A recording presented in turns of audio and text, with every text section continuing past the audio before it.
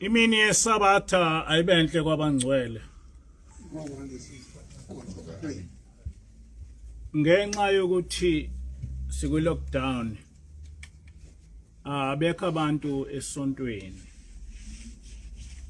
Ingoma 234 sizoyidlala sisusela emshinini. Ngicela kuba sihlabelele ingoma 234.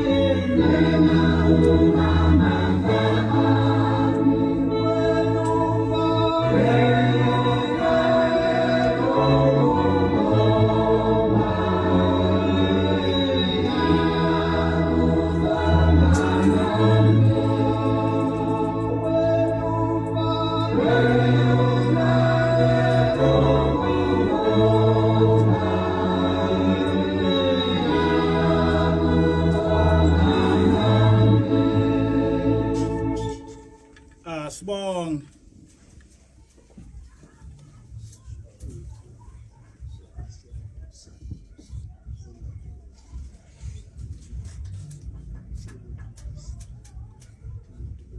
Amen.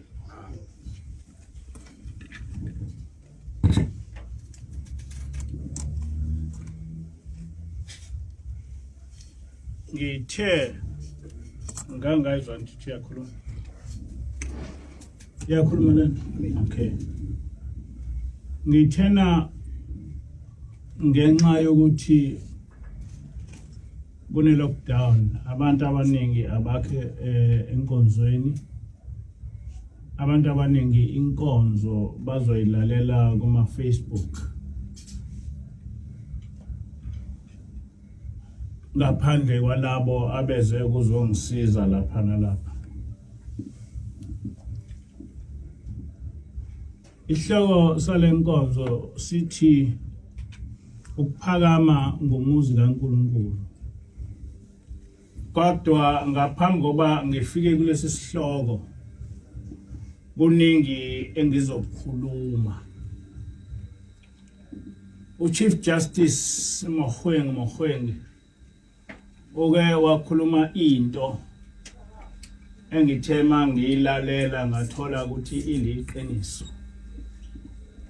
Uthile uChief Justice uma ufuna ukuba amanga abe liqiniso ubawahlanganisa neqiniso bese uwaphinda lamanga ekugcineni ngoba iwona ayoba iqiniso. Uthike uChief Justice Mogoeng le psychology ya developer eItaly kwatholakala ukuthi uma ukhuluma into u87% wabantu abayilalele leyo nto ikhulumayo bayithatha injengoba injalo ngaphandle kokuthi bayihlaziye. Ngithema ngabe ngilalela lento ekhulunywa uChief Justice ngihlola uqiniso bayo ngathola ukuthi injengoba injalo wonke amanga uma ngabe ufuna ukuba abe liqiniso uboqala uwahlanganise neqiniso bese uwaphinda ekugcineni ngoba iwona aliqiniso. Ngithema ngibuka indaba kaBabamkhulu. UBabamkhulu kwathiwa wandiza engindizeni kwakhe wafakela amaphiko wagcina esewa efile. Kwangamanga lawo. Kodwa okwakuyiqiniso ukuthi uBabamkhulu vele wahamba emhlabeni. Kodwa lokhu kuhamba kwakhe emhlabeni okuliqiniso kwase kuhlanganiswa namanga. Uthe uma kuhlanganiswa namanga kwase kugcina kuba amanga adumayo emhlabeni kuneqiniso lokuthi uBabamkhulu wahamba kanjani. Uthi-ke uChief Justice amanga uma uwahlanganisa neqiniso bese uwaphinda agcina lawo manga kube iwona abusayo kuneqiniso. Njengoba ngimi phambi kwenu ngijwayelwe ukuthuka ngezinto eziningi.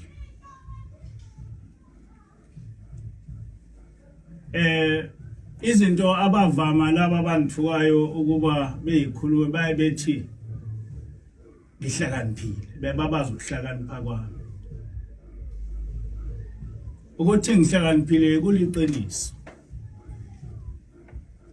Ngake ngasho ukuthi mina ngaphuma unumber 1 esikoleni from first year ngaze ngafika ku standard 6.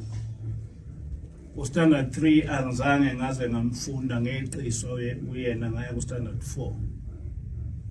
Standard 5 angizange ngamfunda ngafunda standard 6. ngisho e-university amamakami ayephezulu i-constitutional 2 ngayiphasa nge-distinction. So ukuthi ngihlakaniphile kuyinto eliqiniso.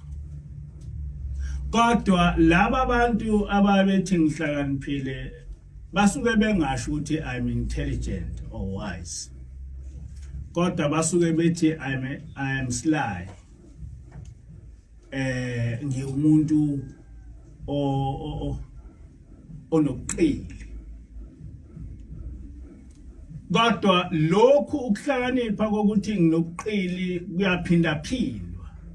Kuphindaphindwe abantu benze bengakuboni lokhu ukuhlakanipha kwami kwemvelo.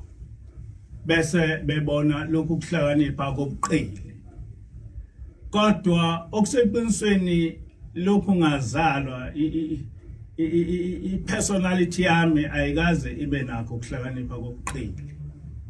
Yes, ukuhlakanipha kwencwadi njengoba ngisho nganginakho. Angisenakho manje ngoba sengigugile. Kodwa ngikhula nganginakho ukuhlakanipha kakhulu. Kodwa izitha zami mayizibabaza ukuhlakanipha kwami zisuke zingababazi khona ukuba intelligent. Zisuke zizama ukuchaza ukuthi ngiliqili. Ngiyakwazi ukwakha into engekho ngiyenze ibe khona. Uthi ke uJustice Mogoeng uma ufuna ukuthi amanga abe liqiniso agcine eliqiniso ubowahlanganisa neqiniso bese waphinda phinda bese abantu beze begcine bengakuboni ukuthi uneqiniso bethole ukuthi unamanga. Le ndaba ka Justice Mogoeng ngithema ngibheka ngayithola ukuthi ezintweni eziningi injalo. Izitha zami zijwayele ukuthi zithi wena wagcotshobani, wena ufaka ingubo zikaShembe uzenza uShembe.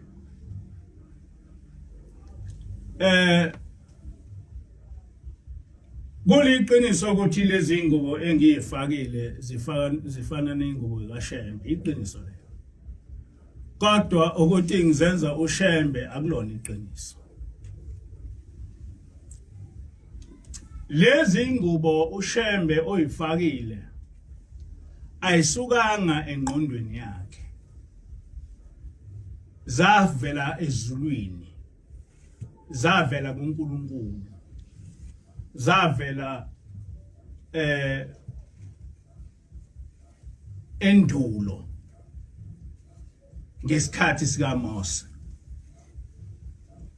Uma ungase ufunde incwadi kaLevi 8 angizukufunda konke okuphakathi kuyo kodwa ngifuna ukuthi abantu bazi ukuthi lento engiyigqokile akusizona izingubo zikaShembe kodwa zingubo zabapriest abakhulu ezazi ngqotshwe zichazwe uNkulunkulu ukuthi uMose akazembathise oAaron. Lapha kuLevi 8 move ubheka uverse 6 uthi wamembathisa ijazi wamfaka ingubo yamahlombe.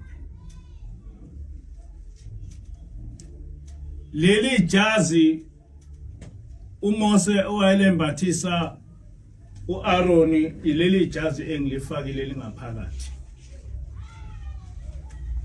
Ijazi leli owalembathisa uAaron uMose. Le ngubo yamahlombe owambathiswa yona ile ngubo lena engiyigqokile. Uma ubheka kuverse 9 uthi wafaka isigqoko ekhanda lakhe. Lesi sigqoko owafakwa sona uAaron ekhanda lakhe ilesi sigqoko. kodwa kumuntu ofuna ukuthi engithuke uyothi hayi lesi sigqoko ngisifake ngoba ngizifanisa noShembe. It is either lo muntu uyazi kodwa uqonde ukungithuka noma isikhathi esiningi abazi nokwazi ukuthi lesi sigqoko asihlangene nokuthi ngifanisa noShembe. Lesi sigqoko sihlangene nokuthi ngingumpristi omkhulu. Ngoba lisho njalo iBhayibheli uthi izembatho zabapristi abakhulu. Ngingumpristi omkhulu ngani na? Ngingumpristi omkhulu ngoba ngihola ibandla. Umpristi omkhulu umuntu oholayo. Owaye eBhayibhelini efana noEli. Umpristi uEli wayegqoka njengoba ngigqokile nje. Yonke into esiyenzayo la siyenza sisusela eBhayibhelini. Kodwa abantu abangazilutho kulula nje ukuthi ethi umuntu mangifake lezi ingubo ethi hayi ngigqokiswe okwaShembe. Kodwa angigqokisile okwaShembe, ngigqokiso ngingumpristi omkhulu ngoba ngiphethe ibandla likaJehova. Kukhona abapristi lapha phambi kwami, umfundisi umpanza nomfundisi umdlolo. Nanangu ubaba ungubane. Laba abapristi bangaphansi kwami. Ngakho ke angeke beyifake lezi ngubo ngoba bangaphansi kwami, akubona abapristi abakhulu. Emabandleni amaNazaretha kunabapristi. Laba abapristi baningi bagcotshwa inhlangakazi. Kodwa mina angikwazi ukugcotshwa njengabo. Kuyaqhamukeke amaNazaretha ebesethi wena wagcotshwa ubani? Wena njengoba uthi umpristi omkhulu nje wagcotshwa ubani? Ngiyafisa ukuthi ngiyuphendule nalombuzo ngoba sengikhathele izinhlamba engiye ngiyithole ku Facebook. Kuvele kuqhamuke noma yipi nje Tom Dick and Harry ithi wena ufake ingubo ufake ingubo yaShembe. Kuqhamuke noma yipi Tom Dick and Harry ithi wena wagcotshwa ubani njengoba umfundisi umpristi omkhulu. Ubaba Ilanga ngenkathi eba umholi waleli bandla kwaba nabafundisi abathi kufanele ukuthi sigcobe. Awukwazi ukuthi uhole ibandla ungagcotshiwe. Uthi ke ubaba Ilanga angazi noma laba bafundisi bafuna ukungigcoba ngamafutha eidwaba zabafazi babo noma baqondene. Nami ke ngiyangibhekane naleyo nto kuqhamuke noma yipi Tom Dick and Harry ithi wagcotshwa ubani. Angazi nami noma bafuna ngigcotshwe ngamafutha eidwaba zabafazi babo uma beganiwe noma bafuna ukuba ngigcotshwe ngamafutha eidwaba zonina uma bengakagani. Kodwa mina ngagcotshwa. Ngifuna ukuthi abantu bekwazi ukuthi mina ngagcotshwa. Mhlambe abantu abangakaze begcotshwe abaholi babo. Kodwa mina ngagcotshwa. Ukugcotshwa kwami kwehlukile kunakho konke ukugcoba okwake kwaba khona engikwaziyo nakwaIsrael angazi noma ngakhona. Ngoba mina ngagcotshwa ingilosi. Kwakumhla ka 26 March 2011 mhla ngigcotshwa. Kwakusebusuku kuzokusa kube yiSabatha. Ngagcotshwa khona lapha ekhaya, yafika khona lapha ekhaya ingilosi. Yafika nobaba Ilanga kodwa angizange ngambona ubaba Ilanga ngoba anginawo amehlo ukuthi ngibone ubaba Ilanga. Kodwa ngokwengilosi yayihamba nobaba Ilanga. Kodwa ngagcotshwa yiyo. ngizama ukuchaza ukuthi laba abantu ababethi ngagcotshwa ubani ukuthi ngibachazele ukuthi mina ngagcotshwa ubani kanjani nini bese bentshela abaholi babo ukuthi bona bagcotshwa ubani kanjani nini. Ngithe kwakumhla ka 26 kuMarch 2011 ebusuku ingilosi ngaphambi kokuthi ingcobe yafunda incwadi kaIsaiah 11 verse 1 to 5. Le ncwadi ithi kuyakuvela ihlumela esiqweni sika Jese kuphume igatsha ezimpandeni zakhe. Umoya kaJehova uyakuhlala phezulu kwakhe. Umoya wokuhlakanipha nokuqonda, umoya wamasu nowamandla, umoya wokwazi nokumesaba uJehova. Akaye kwahlulela ngokubona kwamehlo akhe, anganqumi ngokuzwa kwezindebe zakhe. Kepha uyakwahlulela abampofu ngokulunga, anqume ngokufaneleya abathobileyo bomhlaba. Awushaye umhlaba ngentonga omlomo wakhe, abulale ababi ngokuphefumula kwezindebe zakhe. Ukulunga kuyakuba ibhande lezinkalo zakhe, ukuthembeka kube ibhande lamanyonga akhe. Amen. Le ncwadi yafundwa ingilosi ifunda kimi mhla ka 26 March 2011 mhla ezongcoba ngangena nangu umkhokheli sagcotshwa sobabili. Abanye abantu babethi hayi lona mhlawumbe ubuswa inkosikazi kanti cha. Mina ngiyazi ukuthi mhla ngagcotshwa nomkhokheli ngesikhathi esisodwa sagcotshwa umuntu oyedwa, sagcotshwa ingilosi sobabili. Ngatshelwa ukuthi umkhokheli uyena ozongisiza ezintweni eziningi. Ngatshelwa ezulwini.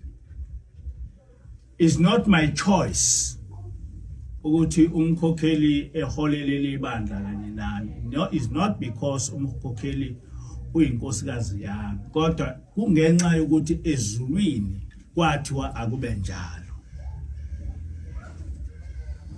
Ngenkathi ingilosi isifundile le ncwadi yakhuluma yabhekisa kumama, kodwa umama angizange ngambona, kodwa yayikhuluma sengathi umama ukhona.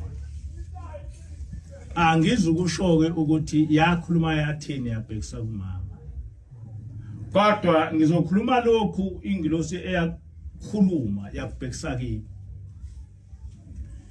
Emva koba ifundele incwadi, ingilosi yafunda incwadi yezenzo 12 from verse 21 to 23. Le ncwadi ithi ngosuku olumisiwe uHerod wembatha ingubo yobukhosi, wahlala esihlalweni, wakhuluma kubantu. Abantu bamemeza bathi yizwi likaNkulunkulu akusilona elomuntu. Kepha ingilosi yamshaya khona lapho ngokuba enganikanga uNkulunkulu udumo, wadliwa izimpethu wafa. Le ncwadi ngangayazi, angakaze ngizwe nje ukukhulunywa ngayo, kodwa ngaqala ukuyazi mhla ingilosi ifundela mina. Uma esifundile le ncwadi, ingilosi yakhuluma yaqondisa kimi, yathi njengoba ugcotshwa ukuba uhole leli bandla lamanazareth kaNkulunkulu, noma leli bandla lingakhula kanjani, ungalokothi uthi uNkulunkulu noma uvumele abantu bethi uNkulunkulu. Yathi mhla wenze njalo uNkulunkulu uyakufulathela. Yathi njengoba ugcotshwa nje ungumfundisi kaShembe, njengoba abapostoli kwakungabafundisi bakaJesu. Umuntu omkhulu kuwe uShembe, umuntu okugcobile uShembe. Njengoba uMose wagcoba oAaroni, mina ngigcotshwe uShembe. Leli jazi engilifakile kwasho ubaba ilanga ukuthi angiligqoke nalesi sigqoko engisifakile nalengubo yamahlombe engiyifakile yinto eyasho ubaba ilanga kodwa lo myalezo kimi wafika nengilosi kodwa ke abahlakaniphile bayebethi hayi ngihlakaniphile kakhulu uma bethi ngihlakaniphile basho ukuthi ngiliqile basho ukuthi lento engiyikhulumayo isuka kimi kodwa ayisuki kimi angikaze ngibe iqile lokhu ngazalwa ngiwumuntu nje ohlale emele iqiniso abaningi abakwaziyo ukubona sebabona ukuthi angisuke eqinisweni kodwa uJustice Mogoeng uthena u87 wabantu uma belalele abaze ngayihlaziya into oyikhulumayo abakwazi ukwehlukanisa phakathi kwamanga neqiniso bavele bethathe into noma ngabe ingamanga kanjani mayiphinda phinda kuthiwa amanga bese igcina ngempela ingamanga ubaba mkhulu uthi uyazi ke Nkosi ukuthi inhlebo iyemukeleka kwabakuthakathaka ezinhlizweni zabo amanga anesikhundla kubo abawezwayo abanezilimi ezimbi ngencebo yakho nobaba mkhulu wesho leyo nto ukuthi uma abantu beqambela amanga kulula ukuthi abantu abaningi beyikholwe leyo nto ukuthi ayiwakhi kangakanani umqondo kuye ngasho lutho kubo into ebalekile ukuthi laba abaqamba amanga bawaphinde kangakanani bese egcina eba ilokhozo iqiniso ziningi izimfundiso zakuleli bandla ezingamanga kodwa ngokuphinda phindwa bese zigcina ziba iqiniso kungamanga ukuthi uShembe wakwafundisa amaNazaretha ukuthi akahlabela amadlozi kungamanga ukuthi uShembe wakwafundisa amaNazaretha ukuthi akakhonza amadlozi mina ngiyinzalo yamaNazaretha nabazali bami bayinzalo yamaNazaretha lokho kuchaza ukuthi amaNazaretha akholwa ngobaba mkhulu ugogo wami owakholwa umama ke wathathwa eyintandane kodwa ubaba kwakholwa ugogo wabo wayeseba iNazaretha basebezalwa beba amaNazaretha ngithi ayikho into eyayilandelwa kakhulu njengobuNazaretha ayikho into abazali bami ababeyikhonzile njengokulandela umthetho noma imfundiso kaShembe njengoba ngilapha nje angaze mina ngisifake isiphandla njengoba ngilapha mina angaze ngiyibone imbuzi noma inkomo ukuthi ihlatshelwa kanjani amadlozi into engayazi leyo mhlawumbe mase ngiyazi esengimdala kodwa nje ngikhula kithi ayikaze kuhlatshwe imbuzi ihlatshelwa amadlozi ayikaze inkomo ihlatshelwa amadlozi akaze kubizwe umuntu eze kithi noma ngabe uyinhlobo yesangoma noma abumthandazi ngithi wayengamukelekeli umthandazo futhi umthandazi futhi babe ngekho abathandazi ngesikhathi sethu abathandazi into entsha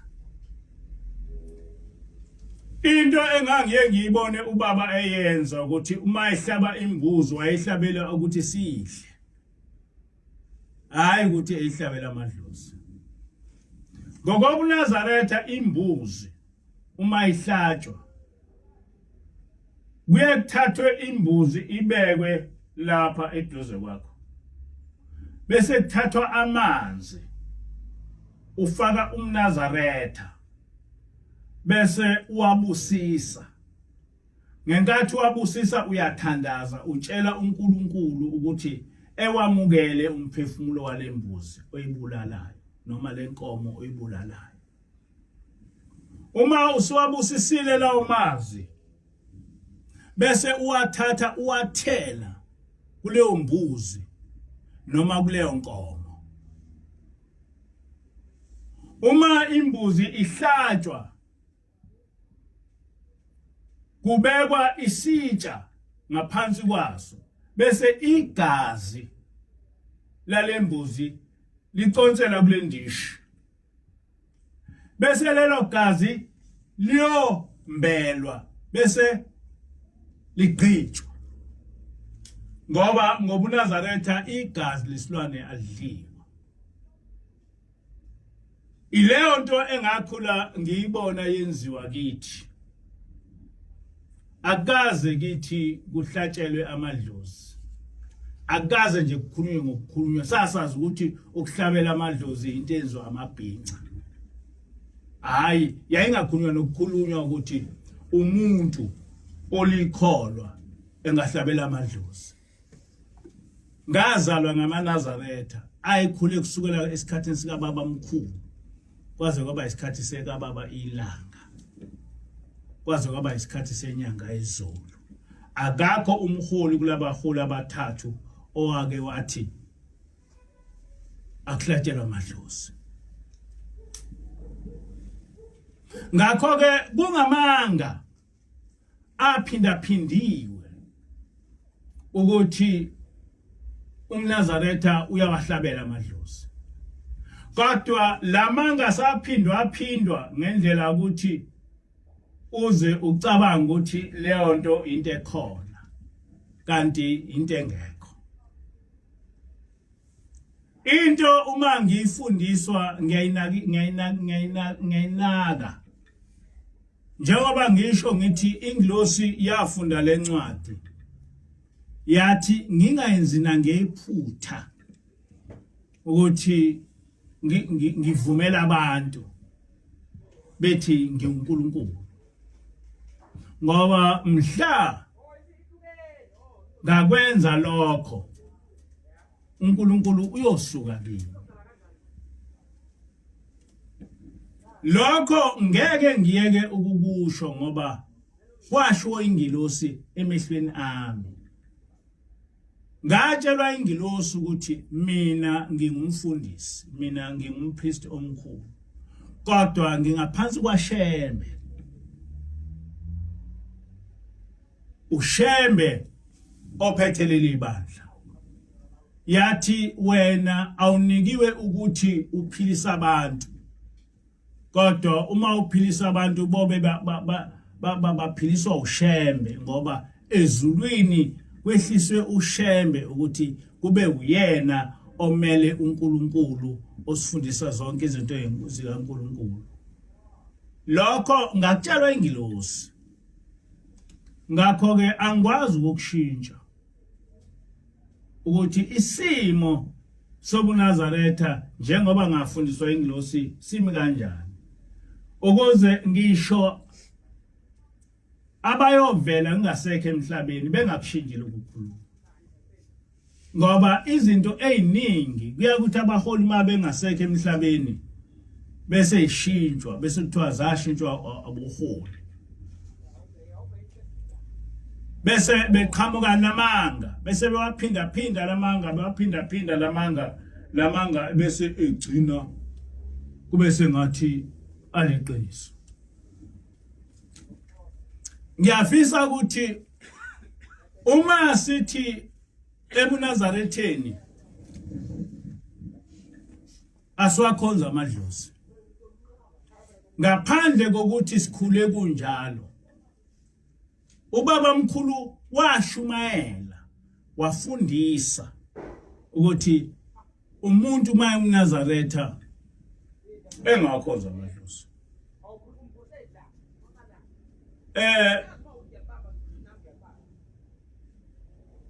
Ngicabanga ukuthi kwakuJuly ngo-1927 nansi inkulumo eyakhulunywa ubaba mkhulu ngendaba yokukhonza amadlozi. Nizwile emthethweni wayizolo ukuthi anisekwakhonza amadlozi. Kusho ubaba mkhulu. Nizwile emthethweni wayizolo ngenkathi ethi ubaba mkhulu emthethweni wayizolo wayesho ukuthi encwadini yase ngokweBhayibheli. Nizwile ukuthi emthethweni wayizolo kuthiwa anisekwakhonza amadlozi. Nomthetho othi anisahlangani nabafowenu abenza okunjalo. Kusho ubaba mkhulu ukuthi asigcini nje ngokuthi singawakhonzi amadlozi kodwa asisahlanganisi nabantu ngisho kungabafowethu abenza okunjalo. Ngoba abenza okunjalo bayanengeka kuJehova. Kuthiwa ke kwasukuma amadoda amadala athi awuncike inkosi. Usho ukuthi asezikwahlabela obaba mkhulu. Waphendula umprofeti wathi cha abantwana bakaNhliziyo. Okweni kuhle ukubane bakhumbule elandini elikhulu emzini kaJehova ekuphakameni. Kunokuba nenze njengalabo abangenaye uThixo. So abantu abahlabela amadlozi ngokababa mkhulu abantu abanganaye uThixo. So thina njengoba sinoThixo asikwazi ukuba sihlabele amadlozi. Leyo nkulumo yavela kubaba mkhulu. Yavela kubaba mkhulu. So njengomuntu othunywa ushembe kufanele ukuthi ngizibheke izinto ezisho ushembe eziqondene nokukholwa.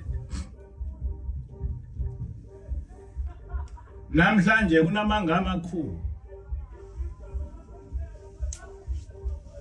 Lamanga akhulunywa ngisho abaholi bamaNazaretha. Bathi ubaba mkhulu wazemukela izangoma uma ngabe isangoma singene emanzini. Yezwa leyo nto.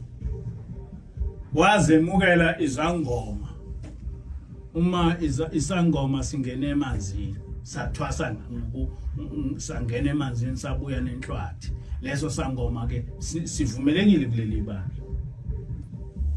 Uthi umhwengi Chief Justice Mkhwengi uma ngabe ufuna abantu amanga begcine bewalokhuza bathatha ubothatha amango ahlanganise nokukholwa waphinda uyothi mawaphinda egcine kube yiwona aliqiniso.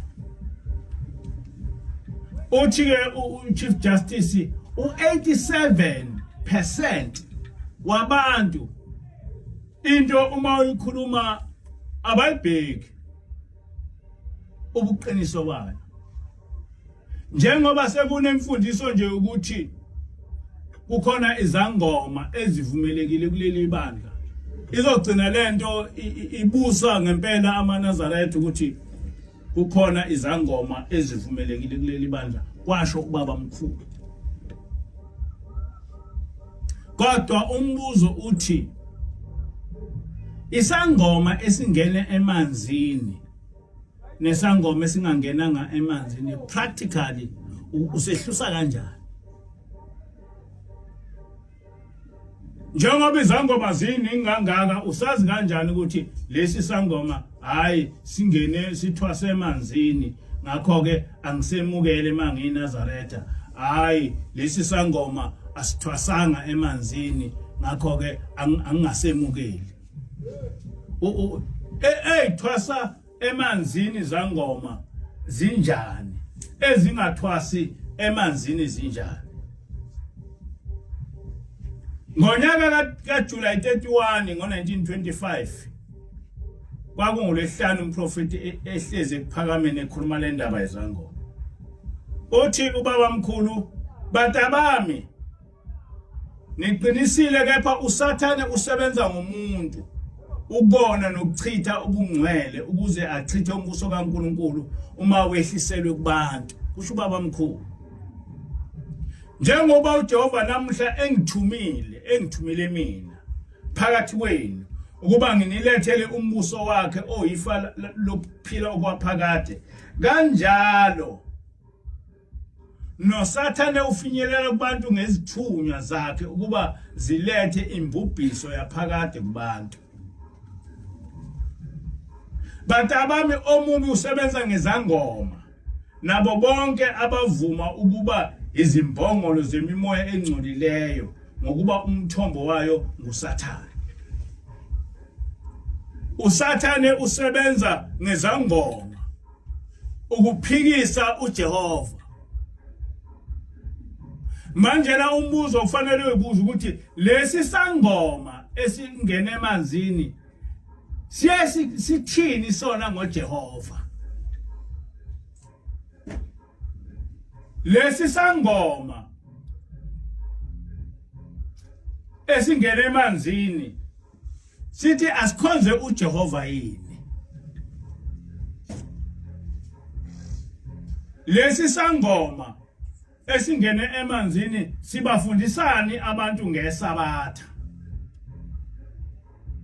Lesi sangoma esingene emanzini sibafundisana abantu ngokuthi abagcine umthetho kaNkulunkulu.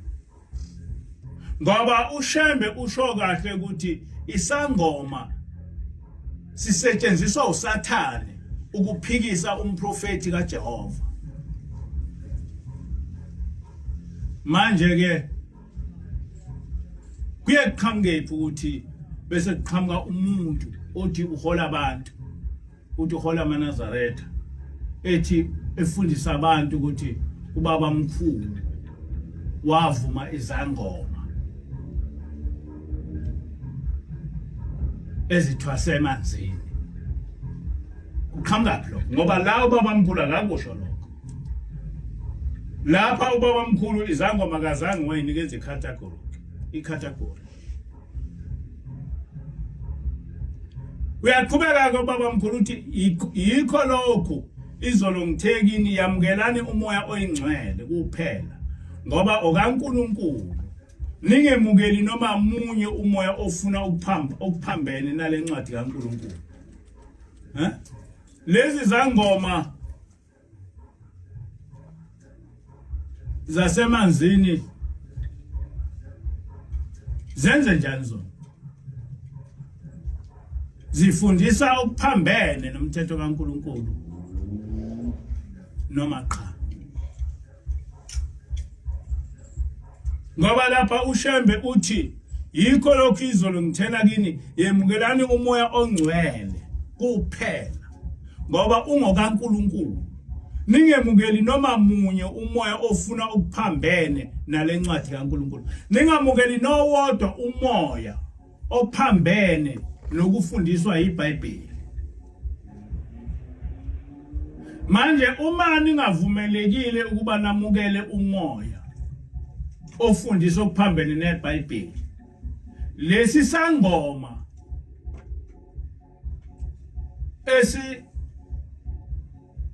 okuthwase emanzini siyasifundiseni? Siyakufundisa okuseBhayibhelini njengoba uShembe esho? Kodwa manje sekunemfundiso ukuthi kunezangoma ezamukelekile kuleli bandla. Lamanga phindwa azagcina abe iqiniso. Kodwa umbuzo uthi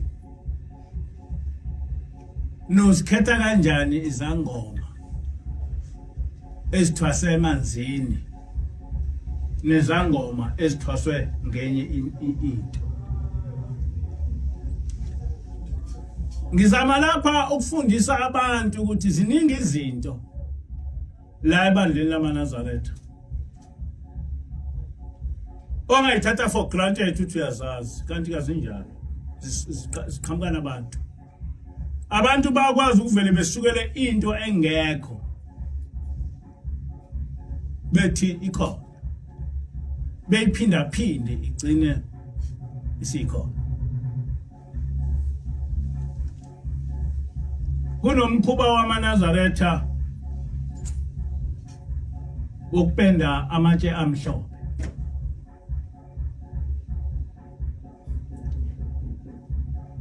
Lamatshe amhlophe apendwayo muva njena kuze kuhlatshwe imbuzi.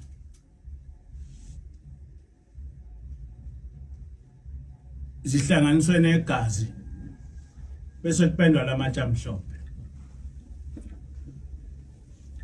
Kodwa akakho ngangitshela ukuthi wafundisa nini uShembe ukuthi imizi yethu ayikakwe ngamatshe amhlophe. Ngiyayibuza mina ukuthi njengoba ngiyinzalo yamaNazaretha uma ngabe kwakuyimfundiso kaShembe ukuthi kufanele ukuthi imizi yethu ikakwe ngamatshe amhlophe, kithi kwangenzwa ngalokho. Ngoba lokhu ngazalwa umuzi wakithi wawumuzi wamaNazaretha akaze ngubona ukakwe ngamatshe amhlophe. Noma sesisuka kwayibeke ekuhleni sesiya komi sesakha kwenye indawo azange ngaze kwakakwa ngamatshe amhlophe. Why? Ngoba abazali bami babe ngamaNazaretha. Lokhu ukuthi amaNazaretha imizi ayikakhe ngamatshe amhlophe kwavela kanjani? Kwavela nobani? Lokhu ukuthi imizi yamaNazaretha igcine lamatshe amhlophe esefakwa esehlatshelwa imbuzi kwavela nobani? Kuvela kanjani? Sengihlaleni engilosi ayikaze intshele ukuthi imizi yethu ayifakwa amatshe amhlophe. Nala ekhaya ngeke kwabona amatshe amhlophe. Amatshe amhlophe kwathiwa kuphela akapendwe amathempeli ngawo. Yes, ithempeli lipendwa ngamatshe amhlophe. Kodwa ubani owathi imizi yethu ayipendwe ngamatshe amhlophe? Ithi ngilosi uma ingilosi zihamba lapha emoyeni, umuzi wamaNazaretha uyaye uqhamuke bese ukhanya. Hayi ukhanyiswa amatshe amhlophe, kodwa ukhanyiswa ulala nathi.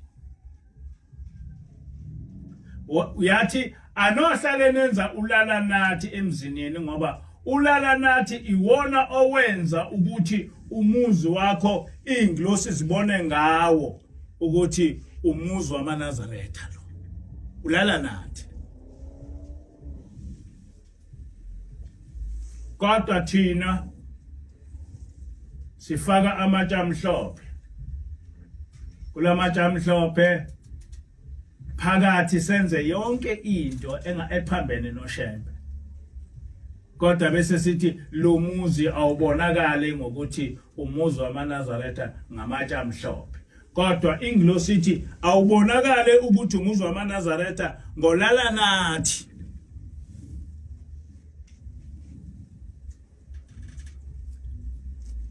Ubaba mkhulu wafundisa ukuthi emzini yamaNazaretha eyicabheni kubhalwe ukuthi dumisana uJehova. Nami ke ngakhula kithi kubhalwa ukuthi dumisana uJehova. Lokho ke kwasho ubaba mkhulu. Futhi wakuchaza ubaba mkhulu ukuthi ukusholani lokho. Wathi ubaba mkhulu kunemimoya eyayifikile ngaleso sikhathi, eyayifike ingqongqoze emzini womuntu. Uma ke wathi ngena bese ingena kuwe.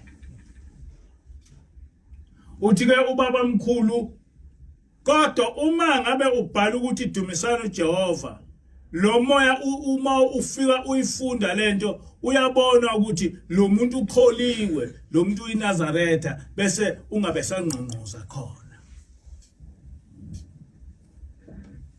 So yonke imizi yamaNazaretha kufanele ukuthi ibhalwe ukuthi idumisana uJehova noma ngesikhathi sika ubaba mkhulu wathi sikubhale ukuthi dumisana uJehova. Kodwa akakaze esho ukuthi imizi yethu ayifakwa amatshe amhlophe. Okuwes noma kungekho wrong lokho. Kodwa kuwes ukuthi imizi yethu besithi mayifakwa amatshe amhlophe besihlatshelwe imbuzi. Lento into yabathandazi. Lento into yamadlozi. Ayikaze ushembe isifundise leyo. Ayikho into wrong ekuthenini umuzi wakhe upende ngamatshe amhlophe. Kodwa akusiyona imfundiso kaShembe. Kodwa ukuthi esicabheni somuzi wakhe uthi dumisana uJehova imfundiso kaShembe. Kodwa okuwesi ukuthi lamatshe amhlophe bese ehlatshelwa imbuzi. Lamatshe amhlophe bese kuba nje nomcimbi wamatshe amhlophe. Ayikho lento ekholweni lokuzweni ebandleni lamaNazaretha. Awukho umcimbi wokupenda amatshe amhlophe. Amatshe amhlophe ukuthatha umcako nje uwacake ngawo. Hayi umcimbi awukho. Ngakho ke kufanele ukuthi lezi zinto ngiziqondise. Ngoba la sihamba ngendlela kaJehova. Njengoba ngishilo nje athi lesi siqoko engisifakile ngisifake ngoba ngisifakiswe uJehova. Le ngubo yamahlombe ngiyifake ngoba ngiyifakiswe uJehova. Leli jazi ngilifake ngoba ngilifake uJehova. Njengoba ngisonta ngesonto, ngisonta ngesonto ngoba kusho uJehova. Njengoba sifaka ingubo emhlophe ngiyasezulwini. Angifakile leli jazi nalesiqoko ngoba ngilingisa uShembe. Cho. Ngifakele ingubo ngoba ngiyinikezwe uJehova. Kodwa lapha ngiyinikezwe uShembe ngoba ngingumpristi omkhulu kaShembe kaJehova. Manje na kuyaqhamuka bonke oTom Dick and Harry bethi ubani othena faka le ngubo kaShembe. Ngamanye amazwi ukube ngifake le ngubo ufanele ngicele kulesi dawu esengibuza leyo. Kodwa ukuba umpristi kaJehova angizange nganikezwa yilo muntu ongibuza ukuthi uyifakeleni ingubo kaShembe. Ukuba umpristi kaJehova kuvele ezulwini. Nokuthi angibe umpristi ngigcotshwe ezulwini akakho umuntu owakwagcotshwa ingilosi. Kodwa mina ngigcotshwe ingilosi nomkhokheli ugcotshwe ingilosi. Yafika physically. Yahlala nathi. Yasithoba. Kwakuyona yayilungisa la endlini. Kwangalungisa ilungisa yenza yonke into. Itatazela ngosuku lokugcotshwa kwethu. Azange salala usuku bonke bomhla ka26 kuMarch 2011. Usuku olukhulu lelo okufanele ukuthi amanazatha kaNkulunkulu elazi. Ngoba bese uqhamuka isidawu nje. Sithi ufaka ingubo kaShembe uzenza uShembe. What nonsense is that? Lezi ingubo akuzona ikaShembe, lezi ingubo ekaJehova. Wanikeza uMose ukuthi efake abapristi abakhulu kusukela ngaleso sikhathi. NoShembe njengoba wayekulo line wayesefaka lezi ngubo. Kodwa akuzona izingubo ezasungulwa uShembe. Zingubo ezasungulwa uJehova. Wayesetshela uMose ukuthi akagqokisa abapristi abakhulu. And ngokuka Jehova ngingumpristi omkhulu ngoba ngingumholi webandla. Manje na angazi noma kuba umholi webandla kufanele ngihambe ngicela zonke idawu ukuthi hayi ngicela ukuthi ungenze ngibe umholi webandla. Angazi noma usuke echaza lokho. Ngaphambili ngakhuluma ngamaqhubwana. naleyo ndaba yamaqhugwane iyiqiniso uthi ngakhuluma ngayo nendaba iphandla kodwa lawo maqhugwane nayiphandla kwathi kugcina kwasekuqanjwa amanga lamanga ayisegcine sekuba yiwona aliqiniso kunalento eliqiniso yathi ingilosi kuphume imimoya esihogweni kusathana nje kusathana le mimoya izenza oyihlomkhulu bese ifika inhlabisa kodwa njengoba isuka inhlabise njena ayiyona oyihlomkhulu isuka ifuna ukudla inyama ngokwayo ithi kodwa iyam-identifya umuntu ezothi mayiqamba amanga kuye bese ivuma lento eshoyo ithi iku-identifya ngisho edrobheni yathi uma ke yakubona ufake isiphandla iyaye bese iqonda ukuthi lo muntu lona uyakholelwa boyisemkhulu ngakho ke uma ngiveza noma imapha amanga ngithi ukukhuluma uyisomkhulu uzongihlabela kodwa iku-identifye ngesiphandla yathi ingilosi ngaphandle ithi ke noma ngabe usedrobheni iyakulandela kubantu abaningi iziyofika ekhaya lakho ngoba ifuna ukubona ukuthi kuphi ekhaya lakho ithi iyayithi mayisi-identifyile umuzi wakho bese iya kumakhelwana bese mayisiya kumakhelwana bese izenza uyihlomkhulu bese ifika ithi hamba utshele laba abantu ukuthi njengoba behlupheka njena kunje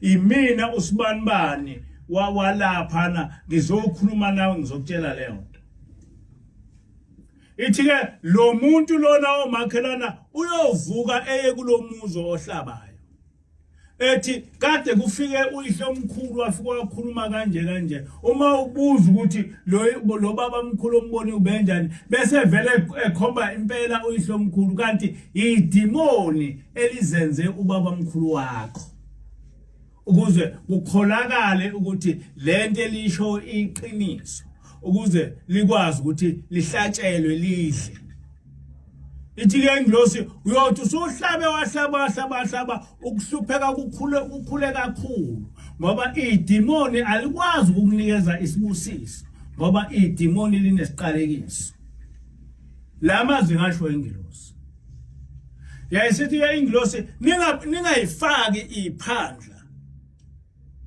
futhi ningawakha amaqhugwane ngoba nimema lamadimoni ukuthi ezonikhohlisa ngiyangithi ngithini kodwa konke lokukhuluma kwashintsha kuthe mase kuphuma kulama Nazaretha base beqala bathi mina ngifundiswe ukuthi amaqhugwane into embi bathe beqala base bekhipha amaqhugwane bengitshengisa amaqhugwane asephakameni bengitshengisa amaqhugwane asebuhleni into engahlangani nalento engiyikhulumayo yabo ayikaze ingilosi ithi iqhugwane libi ayikaze ingilosi ithi iqhugwane into kaSathane cha kazi kusho lo ngisho isiphandla ayizange yathi isiphandla sibi isiphandla siyaSathane kodwa yathi lamadimoni ani-identifya ngeyiphandla ukuthi izothi ma lifuna ukuhlatshelwa wena ubusuhlabela lamadimoni ani-identifya ngamaqhugwane ukuthi lo muntu ngoba efake akhe iqhugwane emzini wakhe umuntu okholwa kubadlozi ngaleyo ndlela ngizothi mangicela kuye ngikhuluma ngithi kwenzeke ukuthi nokuthi akahlabe bese ehlaba ngakho ke asuseni amaqhugwane emzini yenu azisuseni iphandla ngoba zi-identifya nelokhuza namadlozi ngaleso sikhathi ingilosi yayingakagcizeleli kakhulu nendaba yokuthi singahlabela amadlozi kodwa yakhuluma kodwa kuthema sekukhulunywa kwase kuphanjaniswa ngoba ufuna ukuthi lento engiyikhulumayo ingalalelwa, ubuqiniso balento engiyikhuluma ingalalelwa.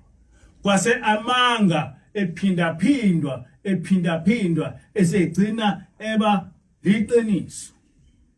Ngaqala manje ngatshelwa amaqhugwana asekuphakameni, ngatshelwa amaqhugwana asebuhleni. Kwathiwa ngithena mina amaqhugwane akufanele ukuthi ebe khona ngoba amaqhugwane ngaka sathane. Kodwa ngizange kusho. Ngizama ukuchaza ingozi kakhulukazi kulabantu abasanda amaNazaretha, ingozi yokuthi abantu abangamaNazaretha bakwazi kanjani ukuyishintsha izinto ziqondile bese bekujika lokho okuhle obubatshela khona bekwenze kube into embi, njengoba basebethi njena mina ngithena amaqhugwane engababikho, ngamanye amazwi ngiphikisa ushembe sebengitshela amaqhugwana asekuphakameni bengitshela amaqhugwana asebuhleni. But that is not what I said. That is not what Inglosi yakusho.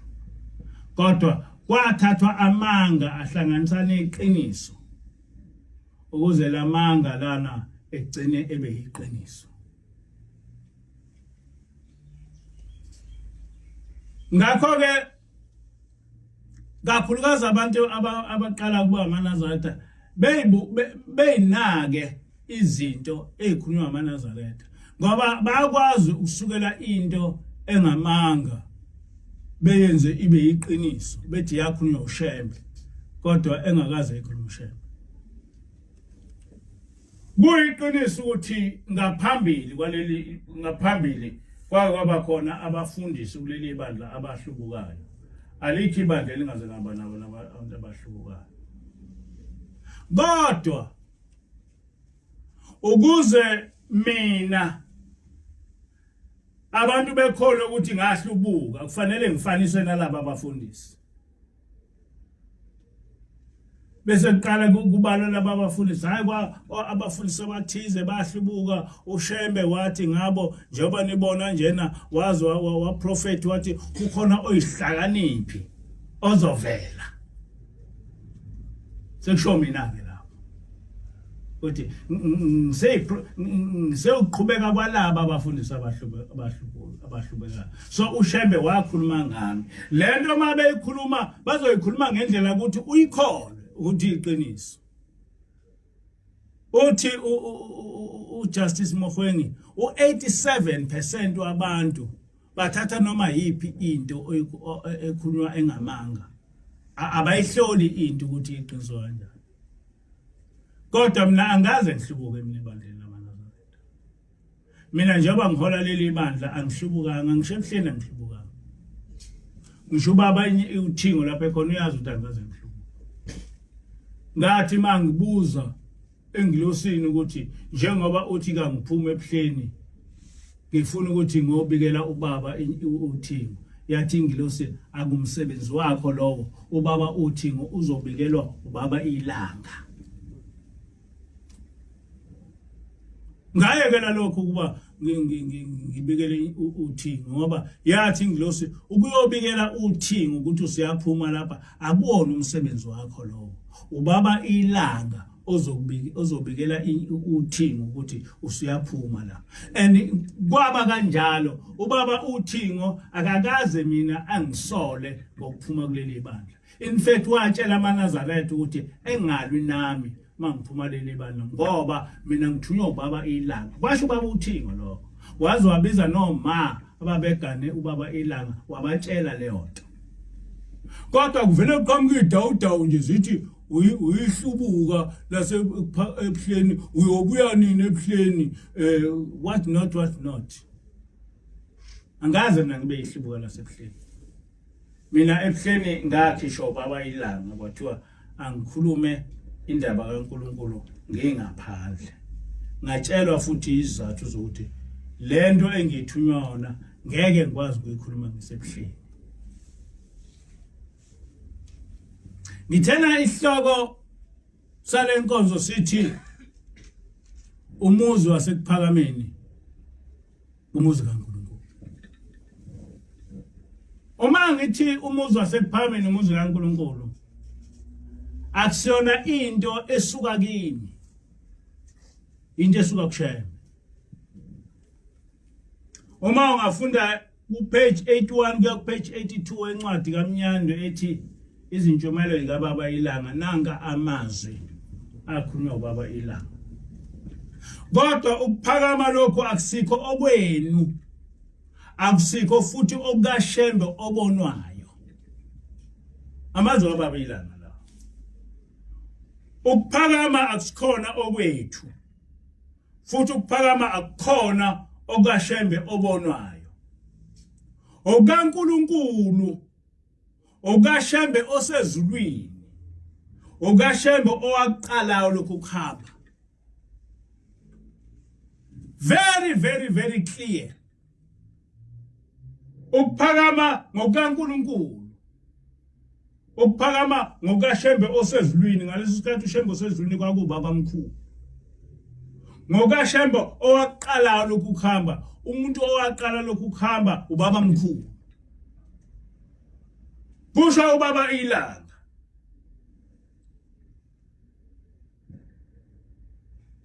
Uthile uBaba Ilanga, umani ukugcina lokhu kuhamba kwasekuphakameni, lo muze awuguga, awukuncipha, ukubaswela abantu abazoza bezokhonza uNkulunkulu. Kusho uBaba Ilanga ukuthi uma sikugcina lokhu kuhamba kwasekuphakameni, uma sikugcina umthetho kaNkulunkulu, lo muzi wasekuphakameni ngeke uguge. Lo muzi wasekuphakameni ngeke wadinge amaNazaretha azofika ezokhonza uNkulunkulu. Kepha lokhu kokwenzeka kuphela uma nikhumbula ukuthi indawo enalomuzi kanye nalokhu kuhamba eniko akunankosi ebonwayo, akusikho okumuntu. Kusho uBaba Ilanga. Manje njengomuntu othunywa uBaba Ilanga, lezi zinto kufanele ukuthi ngizedlulisekile. Ngoba uBaba Ilanga uthena kimi ngiyofundisa abantu izinto inkolo njengoba yayifundiswa uBaba mkhulu. Manje na ke lezi zinto zazikhulunywa uBaba Ilanga ngoBaba mkhulu, ukuthi ubuNazaretha ngokaBaba mkhulu, umuzi wasekuphakameni ngokaBaba mkhulu, ubuNazaretha ngokaNkulunkulu, umuzi wasekuphakameni ngokaNkulunkulu. Umuzi wasekuphakameni awunaye uShembe obonwayo. Uyaqhubeka ubaba uthi nansi inkosi yaseMaqadini kanye namakhosi akhona lapha, wona lamakhosi abantu ngabawo. Kodwa nina eyeni inkosi ayibonwa, nguNkulunkulu kuphela, ayikho enye. Lento kufanele ukuthi ihlale ezingqondweni zenu, ukuthi inkosi yamaNazaretha ayibonwa. Inkosi yamaNazaretha uNkulunkulu kuphela. Ngakho-ke nilibambisise lelo lizwi noma nini, noma singasekho thina emhlabeni, nikhumbule ukuthi ubuNazaretha lobu, lo muzi wasekuphakameni akusiwona owomuntu.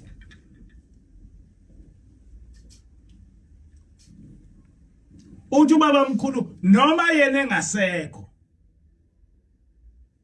sikhumbule lokho wakushoyo yena, ukuthi lo muzi wasekuphakameni nalobu buNazaretha akukhona komuntu. Akho umuntu ongavela onjengami nje anikhiphe endleleni kaShembe. Uma ngithi onjengami ngisho ngoba kuye kuthiwe ngingumholi wamaNazaretha, kepha ngisiye umholi wenu nguShembe kuphela.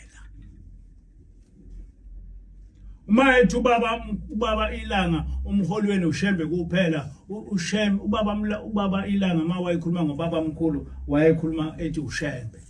So uBaba Ilanga uthi umholi wenu uBaba mkhulu kuphela, hayi mina. kodwa kho umuntu ongavela athi phambukani endleleni kaShembe noma ikomiti lamadoda ibandla labafundisi noma inina nonke njengoba nihlangene lapha anikuveza umthetho ophambene noShembe ngoba leli bandla akusilo elabantu akusilo elomuntu elasezulwini. Niyazi ukuthini? Ngithena angikhohlwa ngisho uChief Justice ukuthi amanga uma ufuna ukuba ehlale ngamanga ubowahlanganisa neqiniso bese waphinda kugcina kuyiwona iqiniso. Kunokukhuluma lapha kuyethiwe mina ngifundisa izinto eziphambene nezika baba ilanga bese bethi ubaba ilanga waprofeta ngami. Kusho abaNazaretha baba ilanga waprofeta ngami. Bathi kwaqhamuka ihlakaniphi bathanda kabi ukuthi ngisihlakaniphi. Bathi kodwa qhamuka ihlakaniphi baze basho kwenye indawo bathi ngisho ngavela ingilosi inisuse kuShembe ningavumi. Kodwa abasho ukuthi lento othena ubaba ilanga abathi mina ngiphambene nayo esho ubaba ilanga yini abakusho lokho bavele benze a sweeping statement bethi njena wathi ubaba ilanga umuntu ophambana nalokho engikukhulumayo ningamlandeli ngisho ngavela ingilosi ezweni bakusho lokho ngoba bayazi ukuthi khona ingilosi la. So sebethi ke ngisho ngavela ingilosi ezweni kodwa abasho ukuthi ikuphi lokhu baba ilanga owathi ma ekusho thina amanazathe engakwemukeli. Mina ubaba ilanga kule ncwadi kaMnyando ngamuzwa ethi noma ngavela ingilosi ithi ezulwini kuyaphuzwa ningaphuza utshwala. Siyaphuza utshwala thina. Wobani abaphuza utshwala? Baningi amanazathe aphuza utshwala. Kodwa ubaba ilanga wathi noma ngavela ingilosi ithi kuyaphuzwa ezulwini ningaphuza utshwala. Asikuphuza utshwala. Yiphi into eshuwa ubaba ilanga ngangayilandela mina ngoba ubaba ilanga uthena umthetho mina anginamthetho umthetho enginishiya nawo umthetho kaBaba mkhulu. Angithi kwasho ubaba ilanga lapho ephila angikhulumi ngento engayitshelwa ingilosi wakusho ephila kuthi siyolandela umthetho kaBaba mkhulu. Imuphi umthetho kaBaba mkhulu mina engakaze ngolandela ngoba ukuthi ngiyolandela umthetho kaBaba mkhulu ngikutshelwe ubaba ilanga. Angeke bekupoint out ukuthi lokhu okwasho ubaba ilanga wena usakulandele. Ngaphandle ukuthi bengangitshela nje mhlawumbe indaba yedwaba ukuthi hayi wena usasifaka isidwaba wena usalifaka ibheshu onina senihlale ihlalweni. Kodwa ungasifaki isidwaba nebheshu ingilosi yakuchaza kahle. Yathi ubaba mkhulu wafaka abantu idwaba ngoba wayeze kubantu bakwaZulu naye engumZulu. Yathi leli ivangeli manje na alizile kubantu bakwaZulu lize emhlabeni wonke. Futhi mina angisiyena wakwaZulu. So angwazi mina nginglosi ukufundisa into yakwaZulu ngoba angisiyena angingumZulu mina. Kodwa ubaba mkhulu wayemZulu wafundisa izinto zamaZulu. Ngoba efuna ukwamukeleka esizweni oyayithunyelwe kuso. Kodwa inglosi ayithunyele kwaZulu.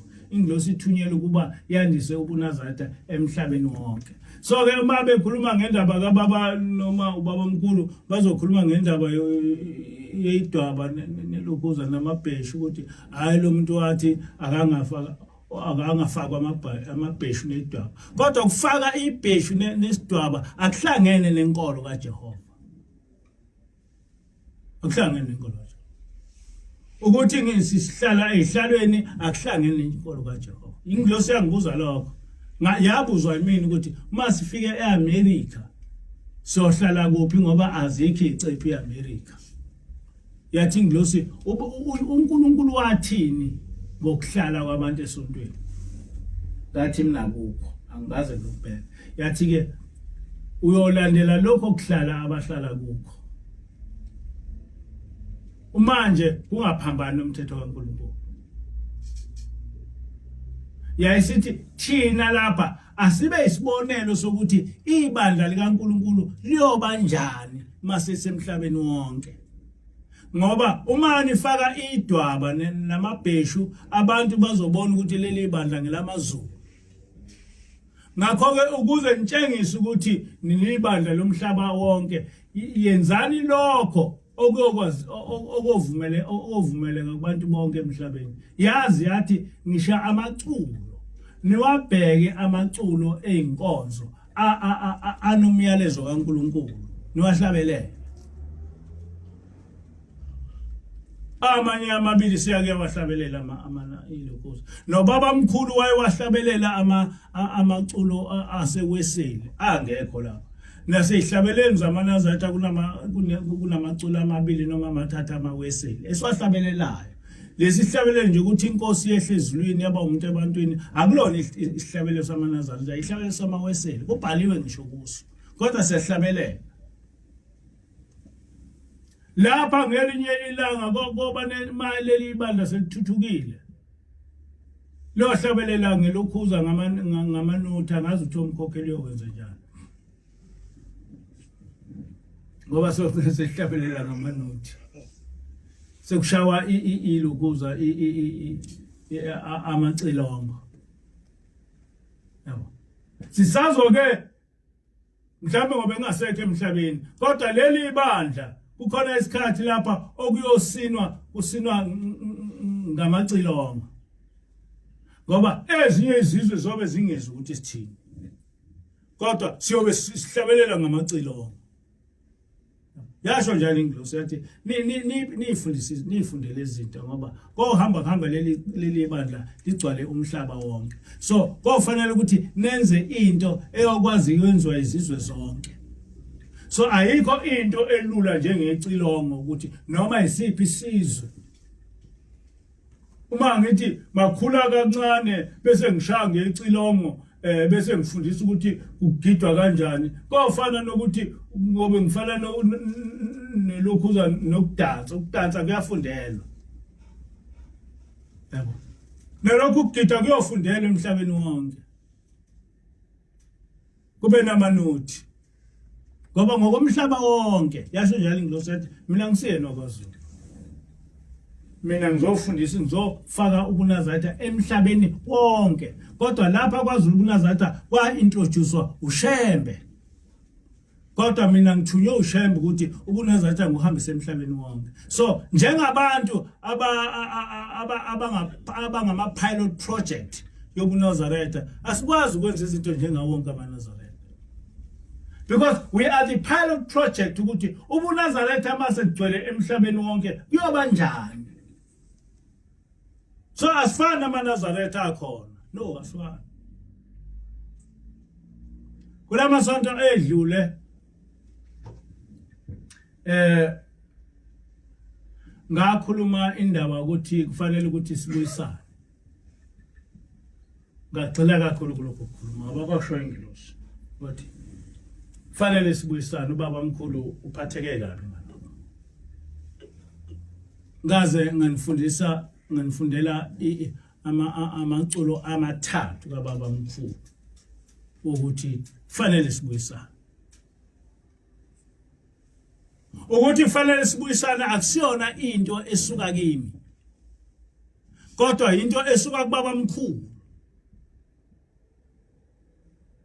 Ngiyakuzwa lokho no awukwazi wena ukushaya mina ungishayele ukuthi ngithi akubuyiswane kodwa uma wenqaba ukuthi akubuyiswane awushayi mina ushaya uNkulunkulu.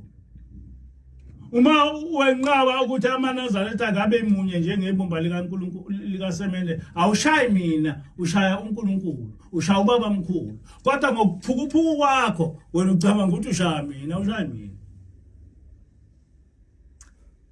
ngakhuluma kakhulu ngokuthi kufanele kakhulu ukuthi sibuyisane nebandla lasePhakameni ngoba ibandla lasePhakameni njengoba esho uShembe libandla lapho kuhleli khona ligomkhulu lebandla lamaNazarene liyafana neJerusalem. Emva kwalokho ngathi kumananga umfundisi uMpanza ngathi akahlakane nomkhulumeli wencwe uthi sihlangane sikhulumele indaba.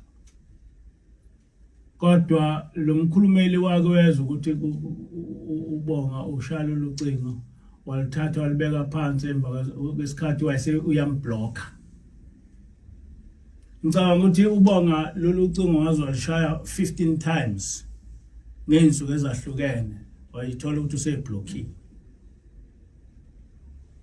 Ngase ngithi mina to make it sure ukuthi ngempela lento bakublockile menzele iSMS. Wamenzela iSMS wangayiphendula. Kodwa ngase ngifunda kuma comments kunabantu abanokuyisa nje abakhuluma indaba kwesi. Abanye besho lokhu nalokho enganaso isikhathi sokukhuluma. Kodwa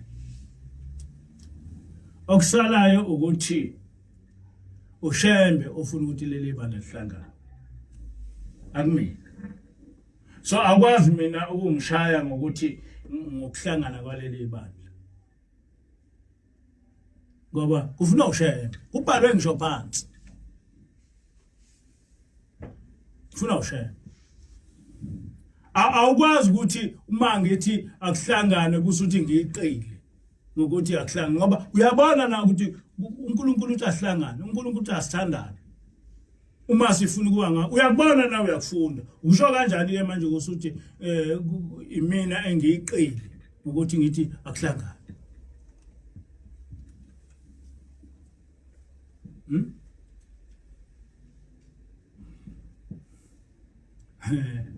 yazi abantu abakhulu yathi ingilosi bayekeni bo yathi isala kutshela sibona ngomopho yathi isala kutshela sibona ngomopho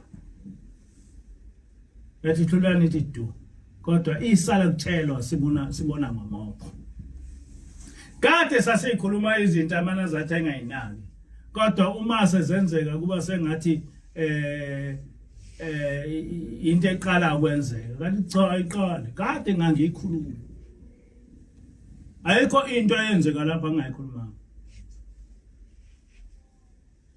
kwaku August 2010 mhla kufika ingilosi iguqa phakathi phambi kwethu ithi ngithunywa amakhosi amathathu athi angikutshele ukuthi leli bandla lamaNazarene lizoba inhlekisa emhlabeni.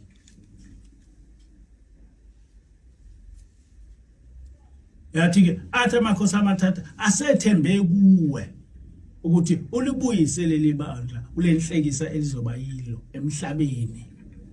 Ngakukhuluma lokho angokhuluma kakhulu kaningi ngathuka ngithukela khona linjani namhlanje amaKristu manje asho yonke into ngathi sesiziphuphu nje zamaKristu kodwa ngatshelwa mina ingilosi yazi yathi nami mfowethu sengethembe kuwe ungangiphoqi ube nesibindi sokubhekana nalento kodwa ngatshela ngo-August 2010 ngisesebuhleni ukuthi kuzohamba kuhambe ibandla lamaNazarene libe inhlekisa emhlabeni njenganamhlanje ibandla lamaNazarene liyinhlekisa emhlabeni njenganamhlanje akakho umuntu oyinazarete noma oyini ongasho ukuthi are we going forward or we are going backward. No one can say that. Are we going forward or we are going backward? What is the future of Nazareth as it is now? Can you imagine abantu ababalelwa ngama millions bephucwa umholi? Can you imagine that? What is our future? We don't know. Can you imagine ukuthi ukuba ebandleni lamaNazaretha lalingazange laba khona leli bandla ngabe uMnazaretha buyinto enjani? Ngabe uMnazaretha buyinto enjani? Ngabe kuphelile besizohamba phindela sibe amaKristu. Maningi amaNazaretha azoba amaKristu. Maningi amaNazaretha akhathazeke ngendlela esimangaliso. Singayibukeli lento kancane. Inzima kabi. Futhi ungabahleki. Akakho umuntu wakuleli bandla okufanele ukuthi ehleke into yasebuhleni ngoba into yasebuhleni ayihlekisi. Ngihlala nengilosi angaze ngezikhuluma lutho ngayo kodwa into yasebuhleni ma uyiNazaretha ngempela hayi leli Nazaretha ezisidawudawu njengalabo abafana bahambe bekhuluma zonke into kodwa uma uyiNazaretha yasebuhleni awukwazi likaNkulunkulu awukwazi ukujabulela into eyenzeke ebuhleni. Eminyakeni ephambili yakuyathi ingilosi ubuhleni kuzohamba kuhambe abantu bekhombe bethi kwakungabantu abalapha njengoba kwenzeka ekuphakameni. Nathi kuthiwa kwakungebantu abalapha. Lento yayisho kudala ngoba izinto zishiwo kudala. Kodwa ngempela kuzoba njalo ngoba noma laba bejabula bethi baluwinile icala kodwa ngeke bengene ebuhleni. Bengene. So ubuhleni ngavele kumale kube amanxiwa kunokuthi ucabanga ukuthi khona amanye amaNazaretha azohlala azongena ebuhleni. Ngeke bengene ebuhleni. Ayikho indlela ukuthi khona umholi ongangena ebuhleni nje na echachaze khona kuzokwenzeka lokho. I'm speaking the reality.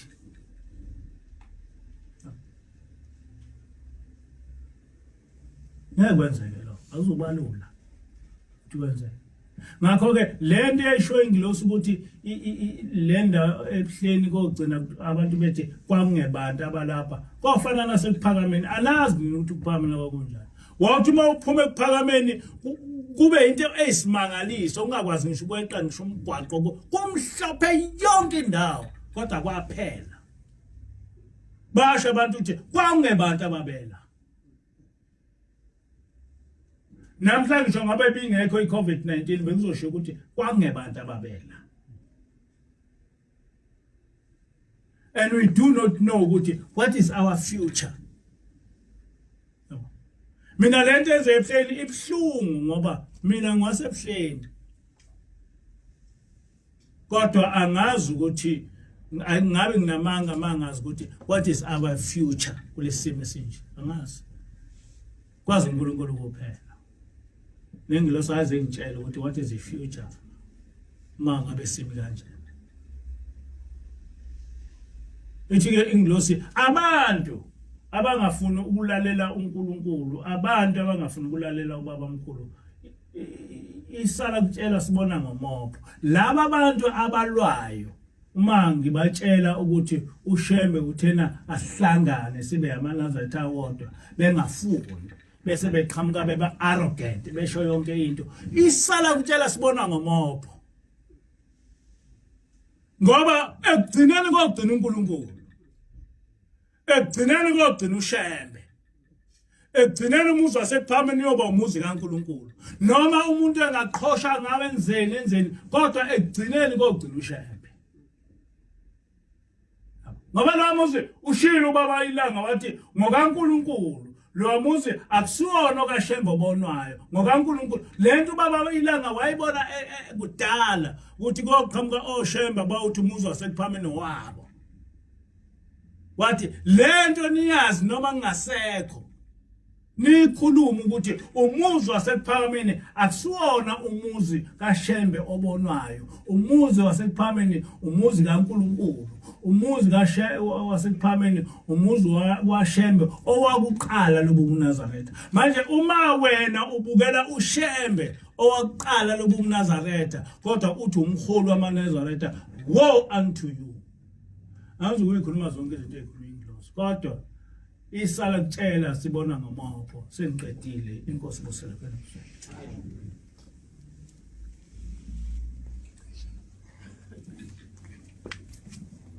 Siyathandaza.